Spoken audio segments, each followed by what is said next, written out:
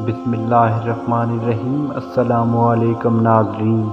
मोहतरम नाज़रीन, आज हम आपके साथ शेयर करने जा रहे हैं एक ऐसा वाक़या जिसे सुनकर आपके दिल में ठंडक पहुँचेगी। मोहतरम नाज़रीन, ये वाक़या है यज़ीद का। यज़ीद कौन थे और कहाँ पैदा हुए और उसकी मौत कैसे हुई?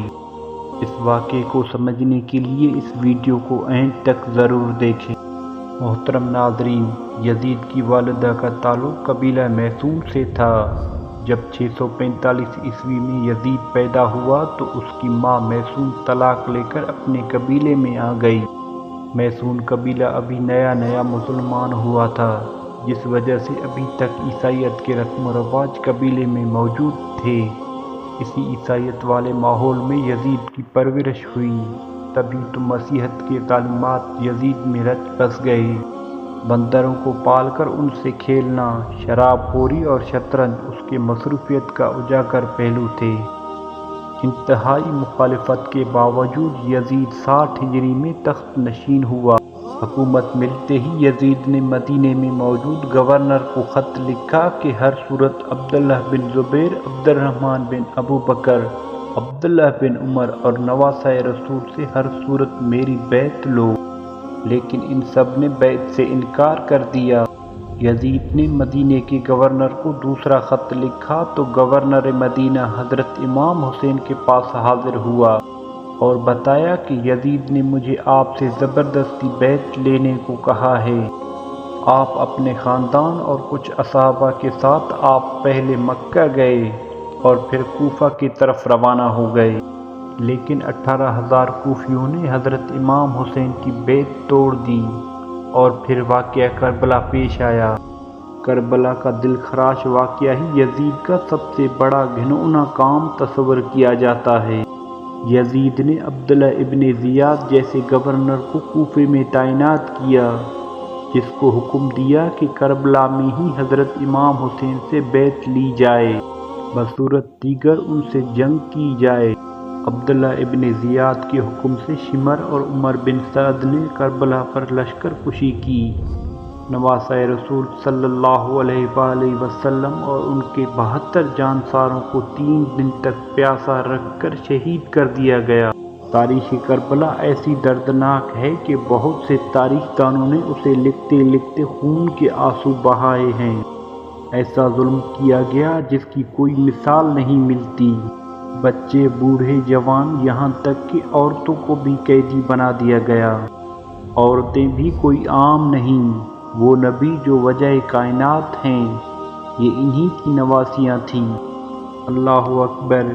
फिर यज़ीद के दरबार में जब इमाम हुसैन का सर मुबारक पेश किया गया तो उसने आपके सर मुबारक की भी तौहीन की और कुछ ऐसे इशार पढ़े कि बाज़ तारीख़दान तो यज़ीद को फासिक, फाजिर होने के साथ साथ काफिर भी करार देते हैं।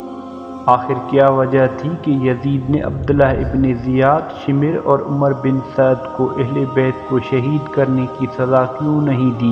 क्यों वाक़या करबला के बाद भी यज़ीद के मौत तक अब्दुल्लाह इब्न ज़ियाद कूफा और बसरा पर यज़ीद की तरफ से हुक्मरान रहा? ऐसे वाक़यात के बावजूद भी इब्न ज़ियाद जैसे शख्स को अपने मनसब पर फायज़ रखने की यज़ीद के पास आखिर क्या थी? अब 63 हिजरी में मदीने के लोग यज़ीद के बैत तोड़ देते हैं तो यज़ीद के फ़ौज मदीने पर हमला करती है।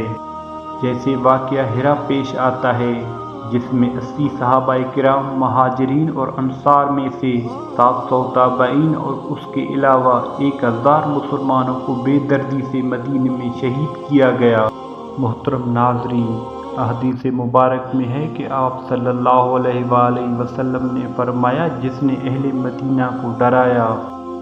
मोहतरम नाज़रीन, रवायात में आता है कि रसूल करीम सल्लल्लाहु अलैहि वसल्लम ने फरमाया, जिसने अहले मदीना को डराया या अहले मदीना को धमकाया या अहले मदीना वालों पर जुल्म किया, उस पर अल्लाह की लानत, अल्लाह के फरिश्तों की लानत और तमाम लानत करने वालों की लानत। लेकिन ये यहाँ पर न रुका और मदीने के बाद मक्का पर भी हमला किया गया और खाना काबा की इमारत पर भी संगीबारी की गई।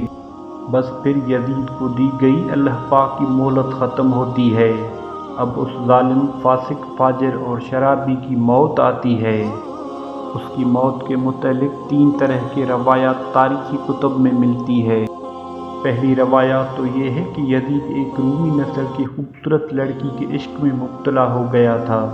یزید نے اس لڑکی کو حاصل کرنے کی ہر ممکن کوشش کی، یہاں تک کہ اس کے سارے خاندان کو بھی مروایا، لیکن پھر بھی وہ لڑکی یزید کے ہاتھ نہ آ سکی۔ وہ لڑکی جب بھی یزید کے دربار میں آتی تو قسم اٹھاتی کہ میں مر تو سکتی ہوں لیکن تمہاری نہیں ہو سکتی۔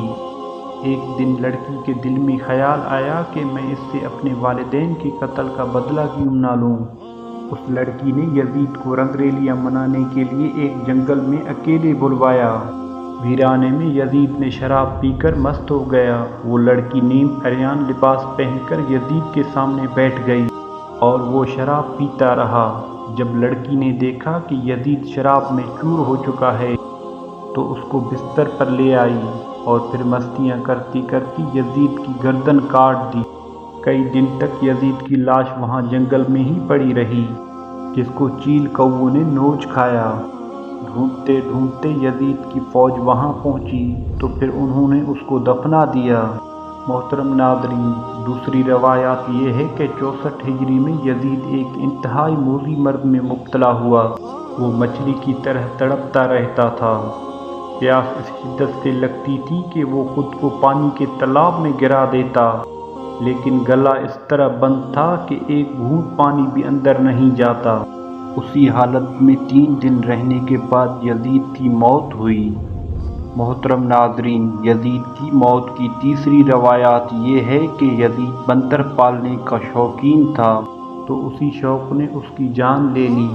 ایک دن یزید نے ایک بندر کو وحشی خچر پر بٹھا دیا اور خود اس کے پیچھے گھوڑا دوڑانے لگا۔ جنگل میں پہنچ کر گھوڑے نے نواسہ رسول صلی اللہ علیہ وآلہ وسلم کے قاتل کو اپنے پیٹھ سے گرا دیا اور یزید کا پاؤں گھوڑے کے رکاب میں پھنس گیا اور گھوڑا دوڑتا رہا اور یزید زمین پہ گرتے گرتے اس کا سر ایک پتھر پہ جا ٹکرایا اور اس کی موت واقع ہو گئی۔ یزید کے فوج نے جب یزید کے لاش کو دیکھا تو وہ کہنے لگے حسین ابن علی کی خونی کی یہی سزا ہے۔ محترم ناظرین، یزید صرف 3 برس 6 ماہ تخت شرعت پر فائز رہے۔ 14 ربیع الاول 64 ہجری کو شام کے ملک شہر حمص کے علاقے حوارین میں 39 سال کی عمر میں مر گیا۔ آج بھی اس معلوم کی قبر دمشق میں نشان عبرت ہے۔